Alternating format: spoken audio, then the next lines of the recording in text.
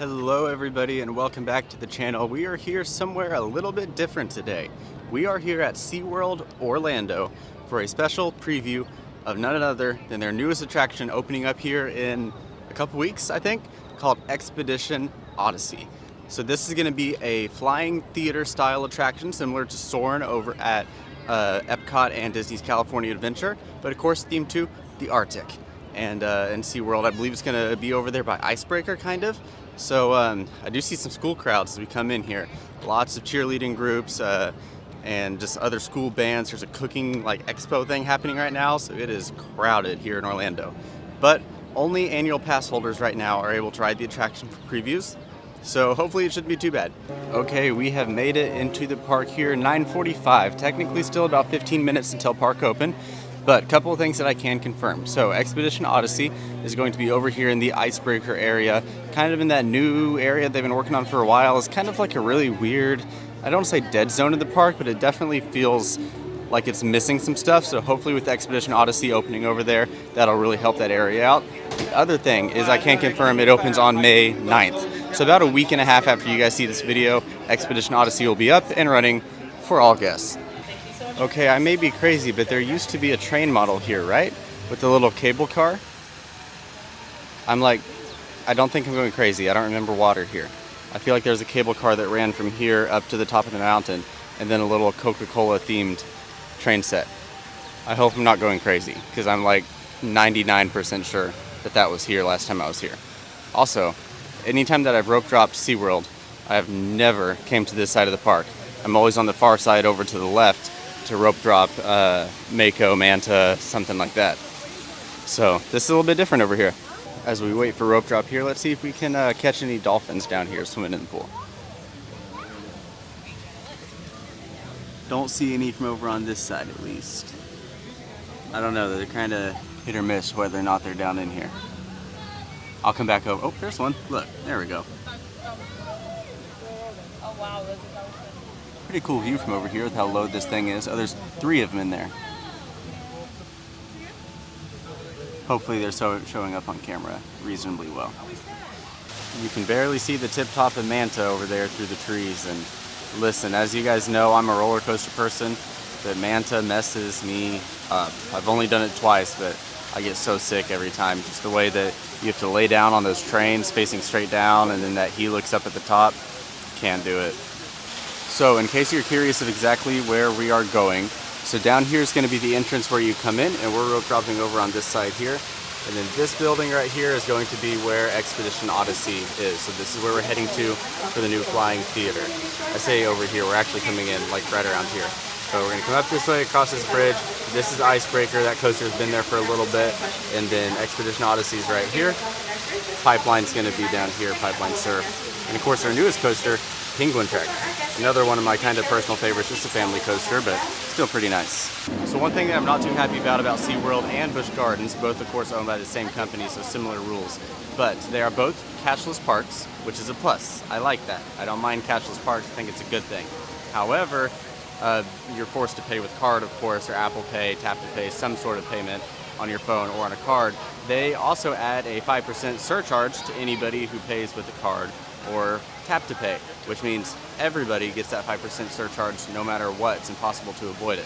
So I don't really know how I feel about that. I wish they would just up their prices that 5%, because just getting that extra tax added on top is kind of annoying. So I feel like just upping their prices will make everybody a little bit happier. Also happening now is the SeaWorld 7 Seas Food Festival. Of course, their equivalent of Food and Wine Festival, similar to Epcot and California Adventures Food Festival, but not really planning on picking up any snacks today. Unless we see something good, then maybe we'll stop into some of the booths and see what they had. You can barely see over here a couple of their different options of food. Like I said, I don't really know much about their food and wine, but we'll see if we see anything good. 10 o'clock on the dot and the park is open. People are moving here. I think this is Epcot or something. But hopefully this bridge is open. Sometimes they don't open the walkway bridge at the same time as the park. So we're going to try to go that way, and then if not, we're going to have to take a right and then go over towards Pipeline and walk all the way around that way. So that orange coaster that you can see off in the background is Icebreaker, and then that show building behind it is going to be where Expedition Odyssey is. Okay, looks like the gate is closed to go through there. So actually, can we even go to the right, or do we have to go all the way around? Because this walkway has been closed for a long time. So I think we're gonna have to walk all the way around to get all the way back there by Icebreaker. This is gonna suck. Okay, so the walkway back behind the theater there over towards Icebreaker is closed. So that means we have to walk all the way around the park, over here past the, whatever you call that, the lookout tower thing, past Mako, all the way past Sesame Street Land, past the Orchid Theater, past Icebreaker to get to behind that theater. This is a little crazy, but also here's the other thing. I don't even know for certain that Expedition Odyssey is open yet, because what SeaWorld did is all they posted was they said, this level of pass can ride it on this day, this level of pass can ride it on this day. That's all they said. There was no tickets to buy, there was no reservations to make, there was no, the ride will be open from this hour to this hour. That's all they said. So I'm assuming that's going to be open all day today, but I don't really have any idea. So we're just going to have to wait and see when we get there. Okay, I'll show you a better look here. So we came in here by the dolphin nursery. We came in, first try was to go on this bridge. It just takes you right up and over. That didn't work. So the pathway here, this is pipeline. It comes all the way around here, but they have it blocked off right here, so you can't get to the stadium or back here to Expedition Odyssey. So now we have to go all the way up and around and down. So that's a good 5-10 minute walk. But, oh well. It'll be worth it. Maybe, I hope. Guess we'll find out. Here out in front of Mako at the Italian market, that garlic toast chicken parmesan actually looks pretty good. Like I said, I don't think I'll be eating here, but if I was, that'd probably be what I get, because that looks like it's my style. Okay, well, this walkway is roped off as well, so it looks like no access to Icebreaker or anything like that yet, including Expedition Odyssey, so we will see what happened. Okay, well, either I got the date wrong, and I'm pretty sure I did not. So I'm pretty sure SeaWorld messed up. Either posted the wrong date, or it got changed, because he said Expedition Odyssey is not open for previews today, and it will not be open for previews until May 1st, which is a long ways away from now, and I'm not going to be able to do it on May 1st. Actually, that's a lie. I probably can be here on May 1st. We'll see. But that's beside the fact. So, in other words, I just drove like 45 minutes for nothing, because I have to work this evening, so I definitely don't want to just spend a lot of time here. Yeah, I might go try to ride Penguin Trek or something just so I can ride something while we're here. But that is kind of disappointing that I drove all the way over here. I'm going to pull up their social media posts, see what I can find, just in case, to make sure that I'm not going crazy. Because I'm very confident that they said today, and I put it in my calendar as soon as they announced it. Okay, so it appears that they did change the date, because the original post says past member previews start April 26th, which today is April 28th, so that was 2 days ago. Good math, I'm pretty good at that. So 2 days ago is when they were supposed to start for, I think Platinum was the highest tier, so they got to go first. And then May 1st is now what it says as the first tier of pass holder previews. So I'll show you the screenshots here for the new dates. I guess we'll try to come back then. Like I said, I don't really know. I didn't actually see which one was for my tier of pass. I don't even know what I have. I think I'm silver. But if I'm not doing anything that day and I can, then I'll try to come here for pass holder previews. But kind of sucks that they just changed it. And I mean, I guess I should have checked this morning on the post just to make sure it didn't change, but not something I would have expected to change. So we'll see if I can get over here for previews. And if so, I'll just put that in this video. I feel like that's fair. Let's make this one big video with today's mishaps and then the actual riding of Expedition Odyssey. Barely caught Penguin Trek coming into the station here. This is an interesting coaster. I mean, I really like it. It's a nice little small, I don't want to say kiddie coaster, but family coaster, I think that's fair. It's got 2 launches in it. However, it's really rough. I mean, it is bouncy. But other than that, I love it. Pretty cool, I don't want to say dark ride portion, that's kind of giving it more credit than it deserves, but a couple of scenes inside before you launch off. And then you come out here to the outside part, hit that second launch, and then head back into the show building. But yeah, if it's a short wait, we'll hop on. Why not?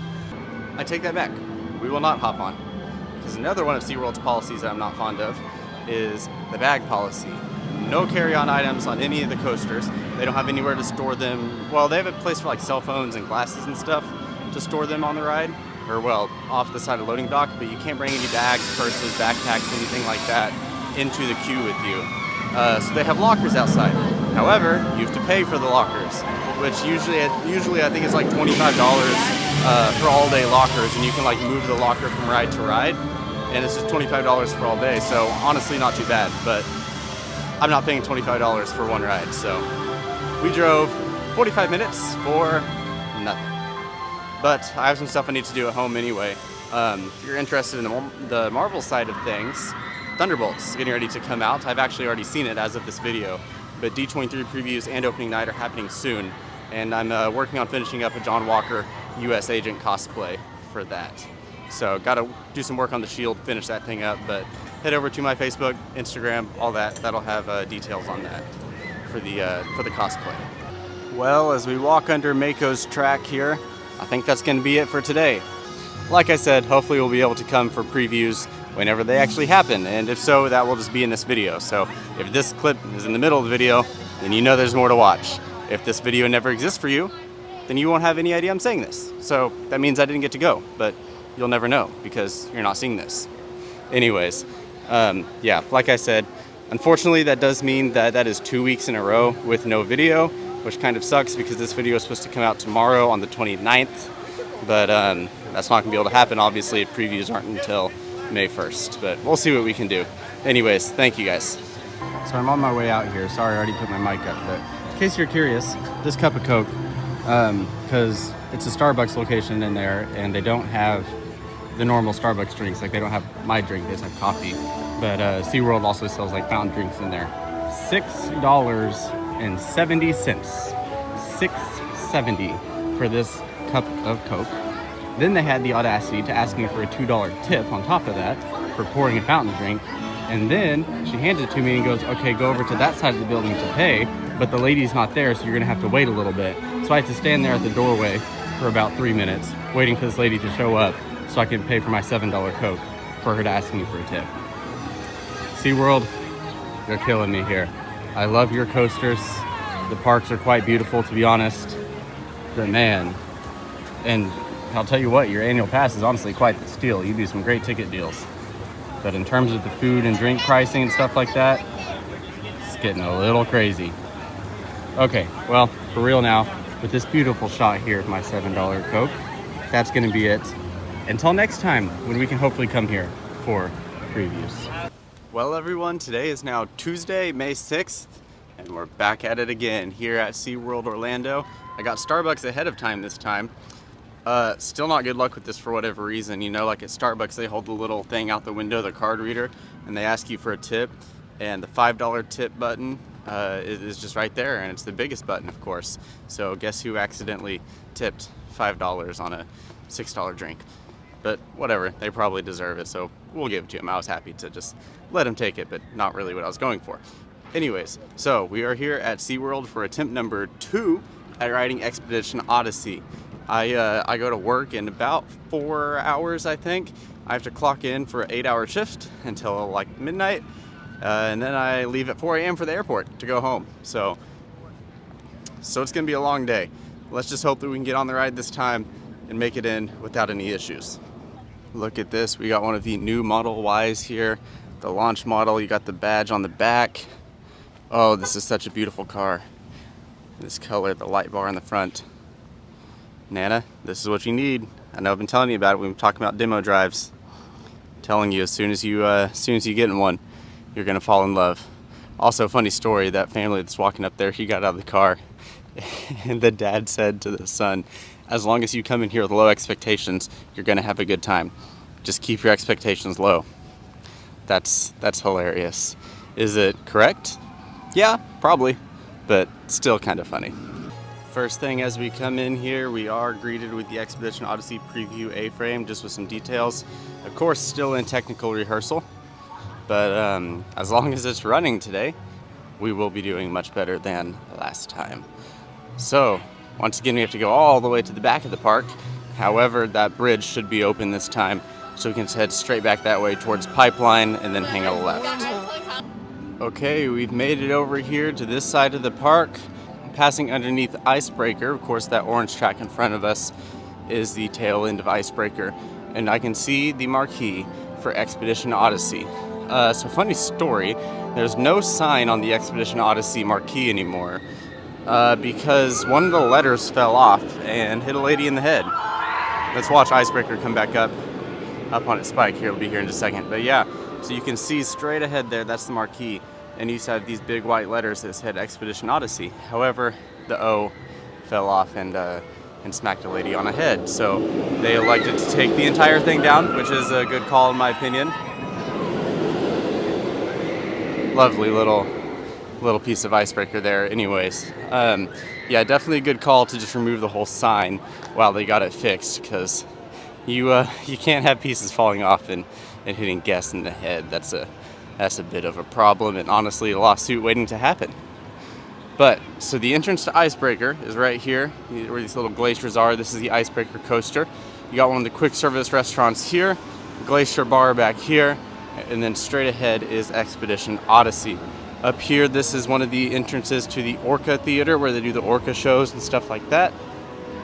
So just a little bit of a reference as to where we are in line. Let's take a look at this sign.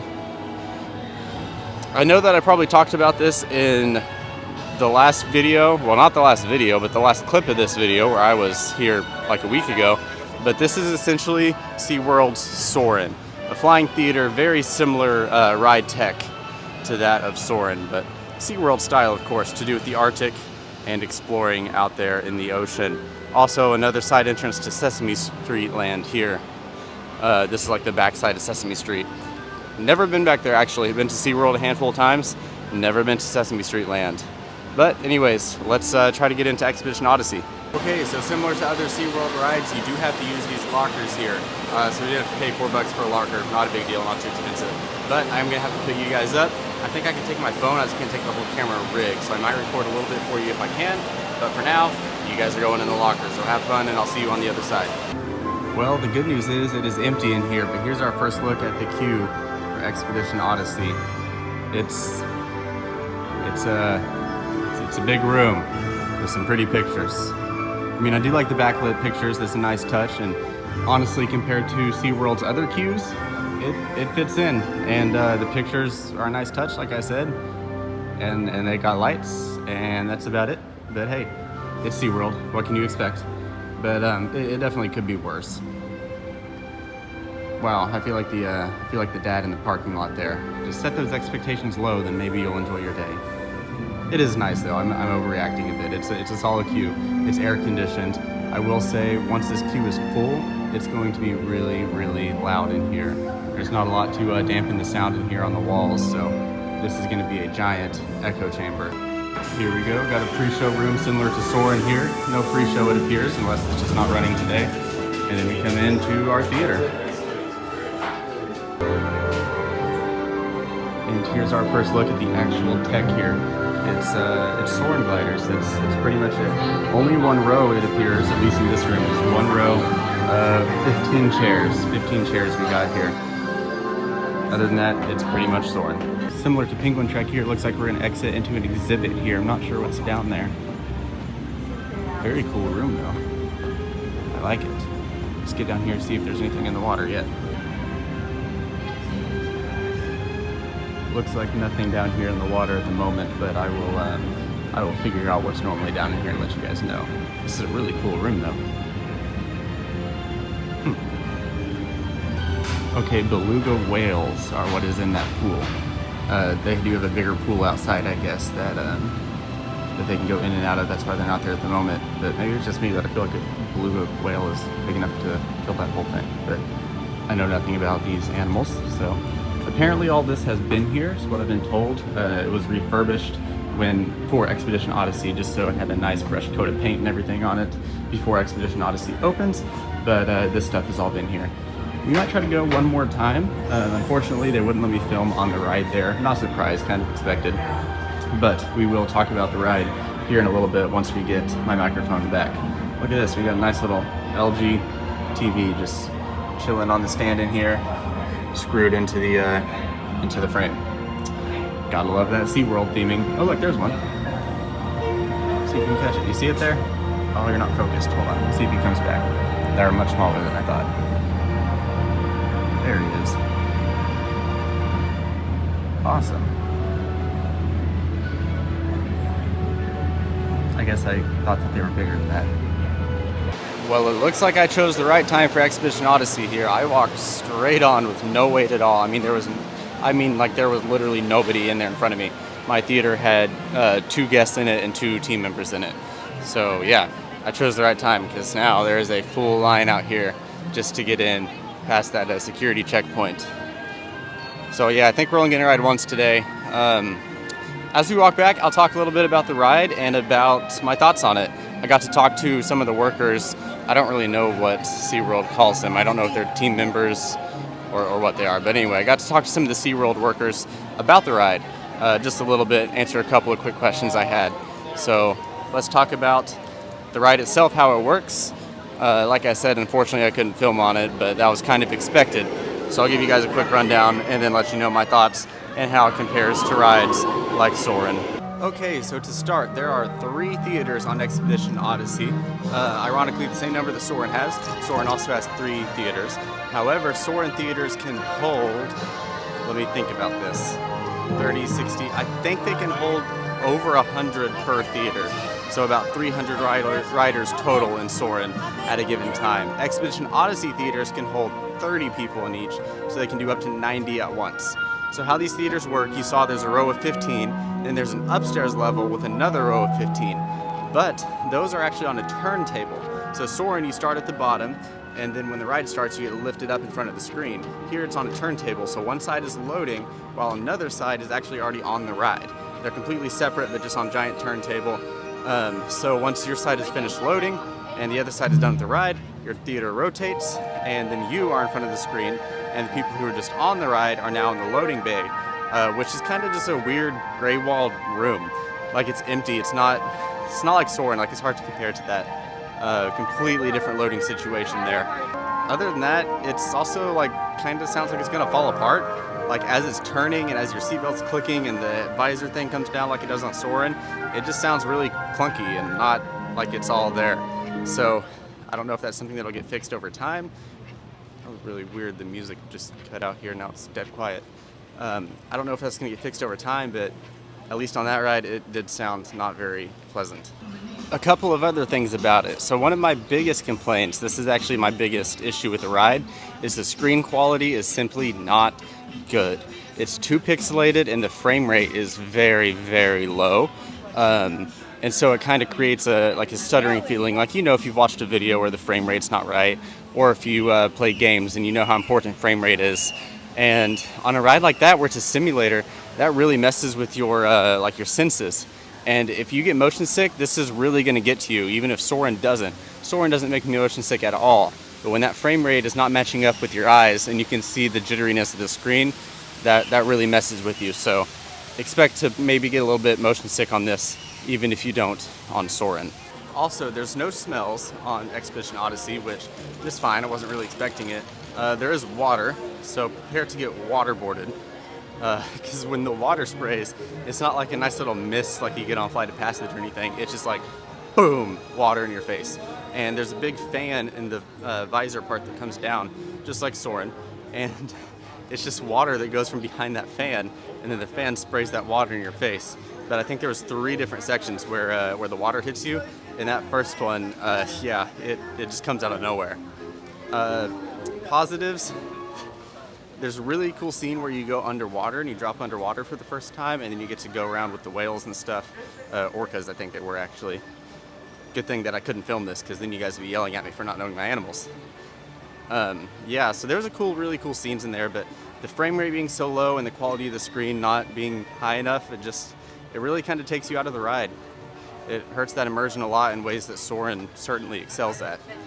So other than that, I'm slightly concerned about capacity. Maybe once they get all 3 theaters up and running, they were only running 1 today, it'll be a little bit better. Like I said, it was empty when I rode it, but of course we are in pass holder previews, and the Orca show was happening right then, and I think that it got out right when I finished. That's why that line got so long. But just the way they load, it's funny. They have like a little, I don't know if you saw it in the video, the team members look like they're in a cage in the corner. It's just like this little square locked up area, but it doesn't look like a normal place for a ride op to stand. They're just like locked in a cage. But yeah, other than that, it was interesting to say the least. Will I do it again? Yes, without a doubt. Will I wait a long time for it? No. Am I a little bummed that I put so much effort into this just for it to be a decent, we'll call it, ride? Yes. But I had a good time. We finally got on it, and I got to make some fun content out of it. So with that, I hope you guys enjoyed this video. Let me know if you have any other questions about Expedition Odyssey. I do my best about trying to answer any questions I come across. Let's just hope that they can get that sign back up there in time, and capacity turns out okay for opening day. I believe opening day is in less than a week now, about like that. I think it's while I'm back home. So yeah, have a great one, and I'll see you next time.